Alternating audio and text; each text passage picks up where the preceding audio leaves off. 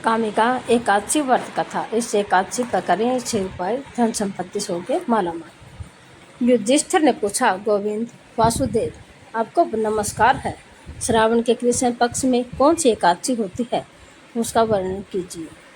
भगवान श्री कृष्ण बोले, राजन सुनो, मैं तुम्हें एक पाप नाशक उपाख्यान सुनाता हूँ, जिसे पूर्व काल में ब्रह्मा जी ने नारद जी से पूछने पर कहा था।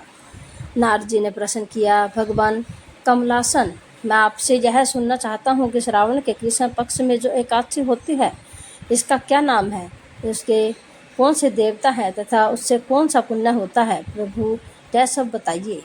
ब्रह्मा जी ने कहा, नारद सुनो, मैं संपूर्ण लोगों के हित की इच्छा से तुम्हारे प्रश्न का उत्तर दे रहा हूँ। श्रावण मास में जो कृष्ण पक्ष की एकादशी होती है, उसका नाम कामिका है।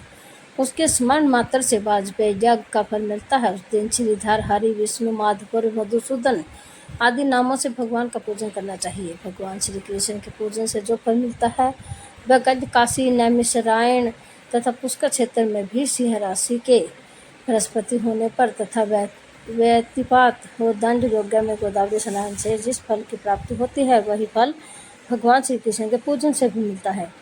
जो समुद्र और वन सहित समूची पृथ्वी का दान करता है तथा जो कामिका एकादशी का व्रत करता है, वे दोनों समान फल के भागी माने गए हैं। जो व्यतिपात हुए गाय को अन्याय सामग्री रहित दान करता है, उस मनुष्य को जिस फल की प्राप्ति होती है, वही कामिका का व्रत करने वालों को मिलता है।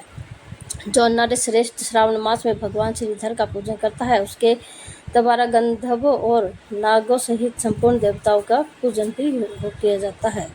अतः पाप भी मनुष्यों को यथाशक्ति पूरा प्रयत्न करके कामिका के दिन श्री हरि विष्णु का पूजन करना चाहिए। जो पाप रूपी सड़क से भरे वो संसार समुद्र में डूब रहे हैं, उनका उद्धार करने के लिए कामिका का व्रत सबसे उत्तम है।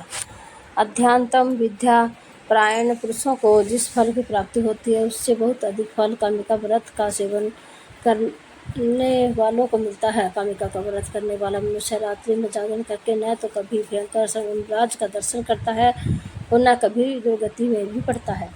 लाल, मणि, मोती, वैधुर्य और मूंगे आदि से पूजित होकर भी भगवान विष्णु वैसे संतुष्ट नहीं होते जैसे तुलसी दल से पूजित होने पर होते हैं।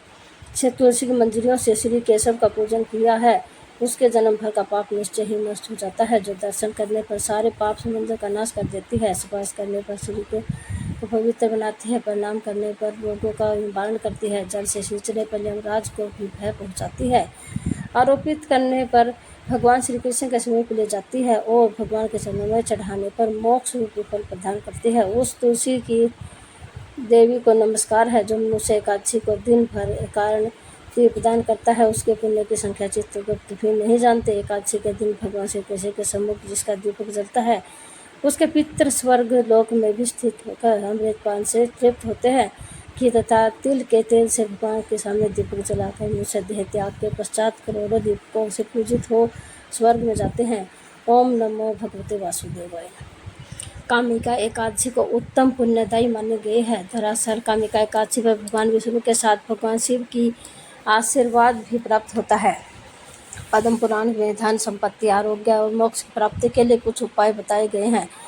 इन उपायों को करने से माता लक्ष्मी प्रसन्न होती है। आइए जानते हैं कामिका एकादशी पर सरल उपाय। कामिका एकादशी का व्रत हरि विष्णु जी को समर्पित है। कामिका एकादशी का महत्व इसलिए भी अधिक रहता है क्योंकि यह सावन मास में आती है। कामिका एकादशी सावन मास में आने वाली पहली एकादशी है, इसलिए कामिका एकादशी के दिन पद्म पुराण में बताए गए हैं उपाय अपनाने से व्यक्ति को भगवान विष्णु के साथ भगवान शिव की कृपा प्राप्त होती है। साथ ही यह उपाय मोक्ष दिलाने वाले तथा धन संपत्ति लाभ दिलाने वाले हैं। कामिका एकादशी के दिन यह उपाय मोक्ष दिलाने के साथ ही सुख समृद्धि भी बढ़ाएगी। कामिका एकादशी पर तुलसी को मंजरी से पूजन करें। पद्म पुराण के अनुसार कामिका एकादशी के दिन भगवान विष्णु की पूजा तुलसी की मंजरी से करें। ऐसे करने से जन्मों के पापों से मुक्ति मिलती है, यमलोक नहीं जाना पड़ता है। भगवान विष्णु को घी का दीपक। कामिका एकादशी पर पूजा के समय तिल के तेल या घी का दीपक भगवान विष्णु को दिखाए। पद्म पुराण के अनुसार इस उपाय से पितृलोक में पितृ संतुष्ट होते हैं और पितरों की कृपा प्राप्त होती है। नंबर 3, मोक्ष के लिए करें ये उपाय। इसके अलावा कामिका एकादशी पर आप श्री कृष्ण की लीलाओं का पाठ करें। इसके अलावा विष्णु सहस्त्र नाम, विष्णु चालीसा का पाठ करें। ऐसा करने से आपको मोक्ष मिलती है।